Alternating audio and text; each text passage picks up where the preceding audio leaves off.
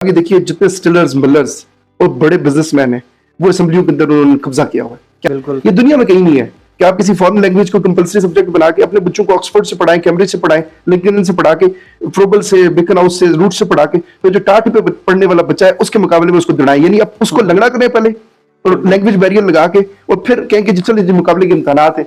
मैंने इनको कहा कि आप ऐसा करें, इसको नेशनल यूथ कमीशन बनाएं, हायर एजुकेशन कमीशन की तरफ से एक फुल फ्लेज इदारा हो, 700-800 इसके एम्प्लॉइज हो।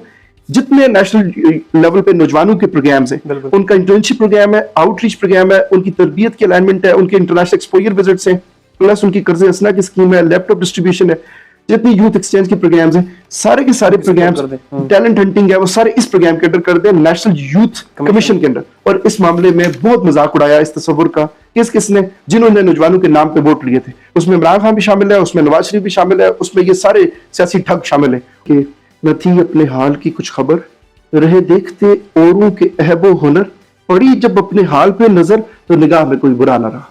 पूरे परसेप्शन को अगर हम दूसरी जगह से देख लें तो इसमें अगर गिने चुने लीडर्स हैं और बाकी देखें तो तकरीबन फॉर्चुनेटली या अनफॉर्चुनेटली 65% हमारे कौम की आबादी वो नौजवानों पे मुश्तमिल है। तो फिर वो कौन से फैक्टर्स हैं कि नौजवान अपनी पॉजिटिविटी की तरफ नहीं सोचते और वो ऐसे लीडर्स पे भरोसा कर लेते और फिर उनसे शख्सियत परस्ती की तरफ चले जाते? वो कौन से फैक्टर्स है कि नौजवान सोचते नहीं है, अब उनकी अप्रोचेस गलत है, उनकी अप्रोचेस किसी और साइड पे जा रहे हैं? सर सिकंदर जो अफलातून था ना, वो दानाई का बड़ा एक सिंबल माना जाता है। उसने कहा था कि वो मुआशरा बदकिस्मत तरीन मुआशरा है जिसका बाला सरमायादार तबका उसका हुक्मरान हो जाए। अब ये देखिए जितने स्टिलर्स मिलर्स और बड़े बिजनेसमैन हैं वो असेंबलियों के अंदर उन्होंने कब्जा किया हुआ है। क्या पाकिस्तान से आज तक इस मुल्क की 64% जमीनों के ऊपर सिर्फ 4% तबके का कब्जा है, ठीक है। और वो इतने हरीस हैं, इतने कमजर्फ हैं कि वो किसी और को पढ़ने नहीं देंगे।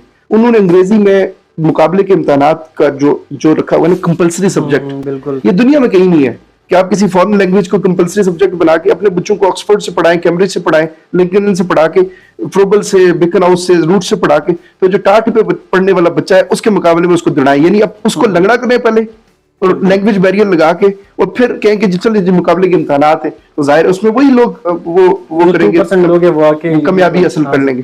तो अनफॉर्चुनेटली डिस्क्रिमिनेशन पे मबनी जो इस मुल्क का दफ्तरी निजाम है, जो अदालती निजाम 18वीं सदी का हिंदुस्तान और पाकिस्तान पे चल रहा है, और ये जितनी तब्दीली सरकार के जितने सिलसिले थे, आप इनसे बुलेट्स में अचीवमेंट्स तो पूछें, कभी पूछें तो सही कि नौजवानों के लिए क्या किया। मैं इमरान खान से हम मिले, आरिफ अलवी से मिले, उसके नीचे सारे वज़रा से मिले, ये जो जुल्फी बुखारी है, ये जो अली मोहम्मद खान है, जितने दनाई के बड़े मीनार और दानिशवरों के उसाफ वाले लोग हैं, इनको समझाते रहे कि भाईजान ये जो नौजवानों की नुमाइंदगी है ना, इसका एक गधा है, वो गधा मरा हुआ पड़ा हुआ है इस ये जो तालाब है इसके अंदर, तो मेहरबानी करें आप ही इसका पानी ना चेंज करें।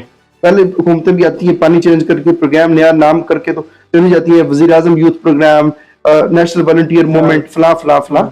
मैंने इनको कहा कि आप ऐसा करें, इसको नेशनल यूथ कमीशन बनाएं, हायर एजुकेशन कमीशन की तरफ से एक फुल फ्लेज इदारा हो, 700-800 इसके एम्प्लॉइज हो।